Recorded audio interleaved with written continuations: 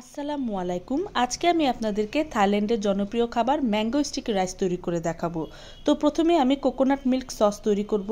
সেজন্য একটি প্যানে পরিমাণ মতো কোকোনাট মিল্ক দিয়ে দিলাম, দিয়ে দিচ্ছি কনডেন্স মিল্ক, এরপর দিয়ে দিব গুঁড়ো দুধ, এরপর ভালো মতো মিশিয়ে দুধটাকে ফুটিয়ে নেব। এরপর গ্লাসে আমি কিছু দুধ উঠিয়ে রাখবো পরবর্তীতে রাইসে দেওয়ার জন্য। এরপর আমি পানির সাথে কর্নফ্লাওয়ার মিশিয়ে দিয়ে সসটাকে তৈরি করে ফেলব।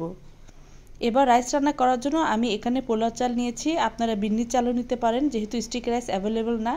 পোলার চাল 1 কাপ দিয়েছি, তো পানিও 1 কাপ দিয়েছি, আর পরিমাণ মতো কোকোনাট মিল্কও দিয়ে দিয়েছি, দিলাম সামান্য লবণ, দিয়ে ভালো মতো সিদ্ধ করে নেব।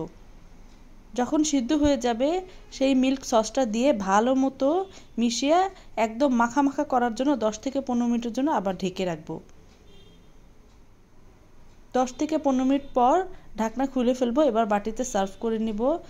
1 কাপ আমি আগে রাইসটাকে দিয়ে দিলাম, এরপর গোল করে পাকা আম কেটে আমি সাজিয়ে দিচ্ছি, এরপর উপর দিয়ে কোকোনাট মিল্ক সসটা দিয়ে দিব।